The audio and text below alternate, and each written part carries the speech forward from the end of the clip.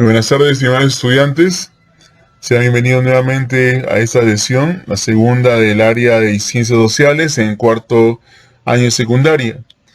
Recuerden ustedes que estamos trabajando el área de Ciencias Sociales y que la competencia para esta área es la construcción de interpretaciones históricas. Eso nos tiene que llevar a entender que la reflexión crítica acerca de los hechos históricos es de suma importancia. Debe formar en nosotros la condición de poder nosotros asumir un nuevo papel en el caso de la historia. El papel que se nos pide es que nosotros podamos analizar las situaciones históricas para poder también nosotros dar a conocer nuestro punto de vista. Muy bien, habiendo dado a conocer nuestra competencia a trabajar en esta área, damos inicio a nuestra labor en el segundo tema. Quiero empezar recordando también que el tema anterior tuvo que ver con el proceso de las unificaciones en Europa. Eso ha unido a lo que era el sentimiento nacionalista.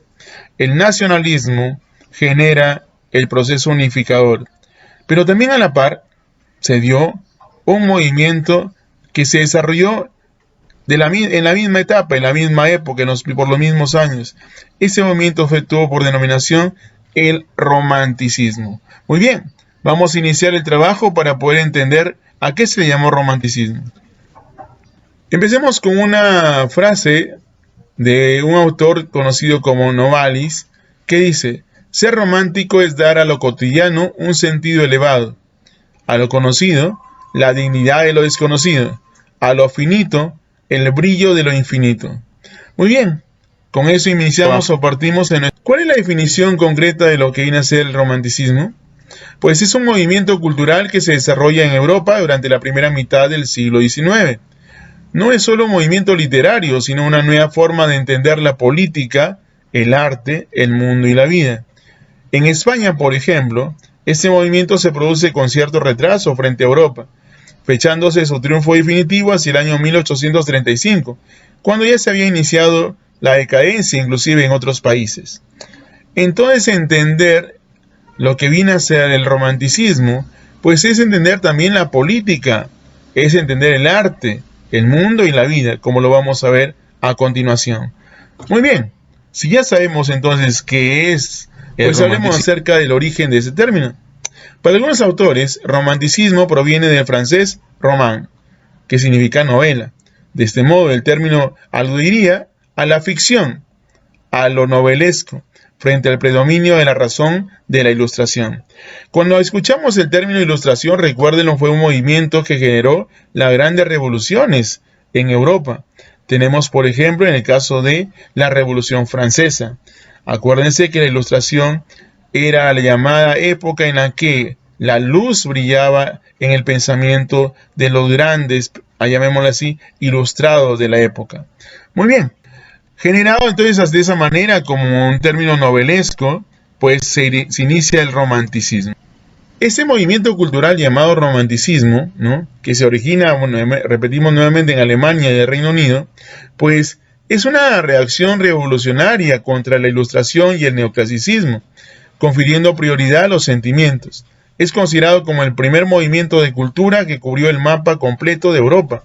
En la mayoría de las áreas estuvo en su apogeo el periodo aproximado entre 1800 y 1850, mediados del siglo XIX, como lo mencionaba. ¿Cuáles fueron las causas del inicio del romanticismo? Muchas de esas causas están atribuidas a la Revolución Industrial, a la Revolución Francesa y al imperialismo napoleónico. Si ustedes se dan cuenta, un movimiento que fue cultural tuvo mucho que ver en sus inicios con los movimientos revolucionarios políticos. ¿Qué características tuvo el romanticismo en esta época?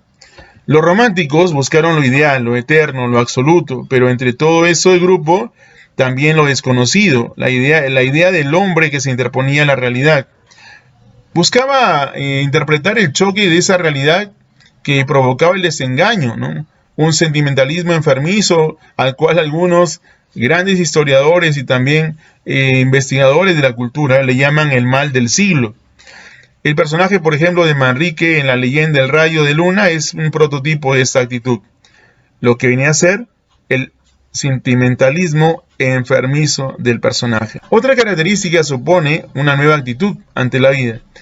Era la exaltación del yo frente a toda una traba o precepto que se mencionaba anteriormente. Esta postura individualista, de cada uno de los seres, genera una tremenda ansia de libertad. El hombre romántico hace un aspecto importante de su vida en la rebeldía, una verdadera norma de conducta para él.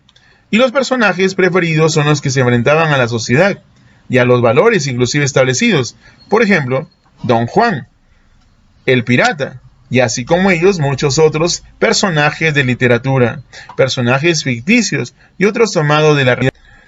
El romanticismo como movimiento cultural, como mencionamos, fue crucial para comprender a la cultura occidental moderna, para entender la filosofía, el arte, la literatura, la música, la misma política, porque todo fue influenciado por ese movimiento.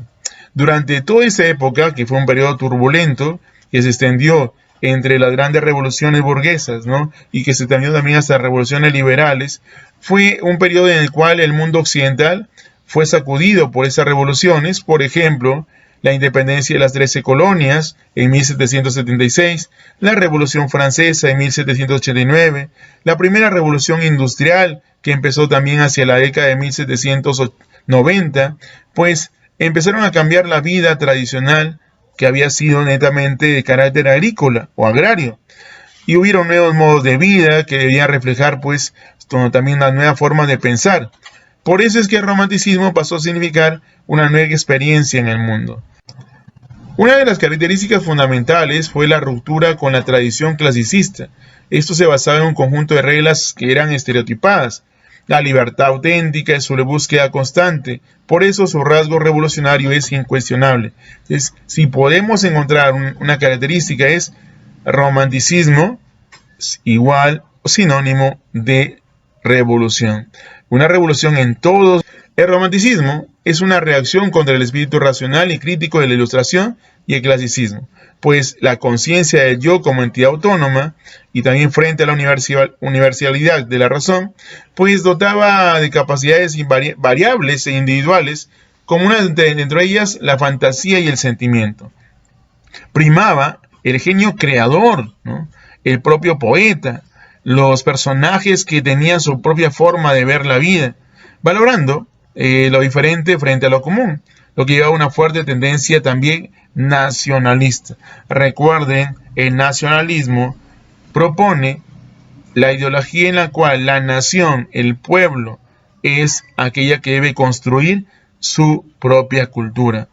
Por ejemplo, tenemos una imagen de la obra El caminante sobre el mar de nubes, de 1818, ¿no?, de Caspar David Friedrich, que podemos observar pues una imagen bastante conocida y también bastante ilustrativa de lo que era esa tendencia romántica. El liberalismo frente al despotismo ilustrado fue otra de las características. La originalidad frente a la tradición clasicista. Volvemos a repetir varias de ellas para que a ustedes se les quede grabado, que una de las características también es que cada hombre debía mostrar lo que lo hacía único, ¿no? La creatividad frente a la imitación. Nada de recordar épocas de Grecia o Roma, pues quería alejarse de ese ideal. La nostalgia de paraísos perdidos, de la infancia, una nación, las obras imperfectas, inacabadas o abiertas, frente a las obras perfectas, concluidas y cerradas. Observemos, por ejemplo, esa imagen en donde se ve, pues, una obra de arte, una obra de esfuerzo, en este caso en cuanto a pintura, donde se observa a Saturno devorando a un hijo, una de las pinturas negras de Goya, realizada durante el trienio liberal, entre 1820 y 1823, y que bajo una capa mitológica alude a la famosa frase de Brignac, poco antes de ser guillotinado: la revolución devora a sus propios hijos. En otras palabras, encontramos una imagen en pintura que representa que las revoluciones acababan con sus propios hijos, a los que habían iniciado tales revoluciones. De la misma manera, pues, los lugares donde se reunían los románticos de la época eran muy diversos. se reunían fuera de, de las reducciones románticas de las revistas, ¿no? Pues existían determinados lugares donde podían encontrarse los escritores, los pintores, etcétera, para sus llamadas tertulias, como por ejemplo el Parnasio de Madrid o en París el Arsenal, ¿no? Del cual, si hemos de creer a Alphonse de Lamartine, pues decía, era la gloria de Víctor Hugo y el encanto de Charles Nodier. Las noches de Alfred Musset precedía el estudio de dicho poeta como Lamartine. Pues hablemos entonces de que los románticos de la época se reunían en lugares específicos donde podían conversar, dialogar, entenderse, dar a conocer sus opiniones e inclusive hasta discutir para poder llegar de repente a hacer prevalecer sus ideales. Pero ahí donde se generaba una mayor cultura y también se generaba un mayor deseo de crear, una creatividad innata que poseían, pero que se veía ilustrada por las conversaciones en estos lugares llamados, en este caso, tertulias.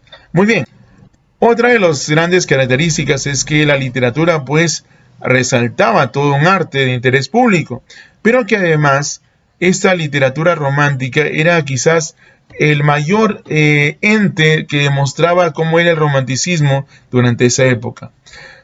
A través de la poesía lírica popular, la corriente del romanticismo se despojaba de los estilos literarios neoclásicos.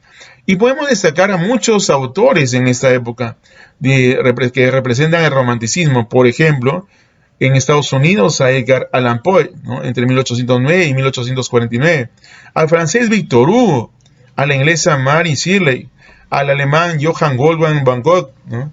El francés Alejandro Dumas, ¿no? El español José Espronceda, el colombiano Jorge Isaacs, y de esa manera a muchos otros representantes. Cada uno de ellos, pues, tenía o daba a conocer sus ideales, como repetir, en distintos tipos de arte, especialmente, repetimos una vez más, la literatura y la poesía. Bien, hemos llegado a la conclusión en este tema o esta sesión de que el romanticismo generó grandes revoluciones, pero que también esa época mostró cómo es que estos románticos podían entender la visión. Y hemos visto una obra en la cual se menciona que las revoluciones se comen a sus propios hijos. De esa manera es que ellos observaban y enfrentaban esta nueva etapa en la historia universal. Recuérdenlo, se desarrolla a partir del año 1800, logra su mayor apogeo hasta 1850 y comienza a decaer para terminar ya hacia finales del siglo XIX. Espero que hayan entendido ese tema. Es un tema que viene de la mano del tema de la nacionalidad o en todo caso el nacionalismo, que generó también las unificaciones como la unificación alemana y la unificación italiana, pero que va también de la mano con la cultura. Muy bien, ahora sí vamos a conocer nuestro reto. ¿Cuál es el reto para el día de hoy? ¿Cuál es la evidencia que debe presentarse? Pues ustedes elaborarán un esquema de llaves sobre el romanticismo y su influencia en el periodo revolucionario de mediados del siglo XIX. En ese esquema de llaves podrán ustedes hablar acerca de los conceptos del romanticismo, sus características, sus representantes, pero también tiene que ir en ese esquema de llaves lo que fue la influencia en las revoluciones. Muy bien, gracias por su atención y nos vemos en la siguiente clase.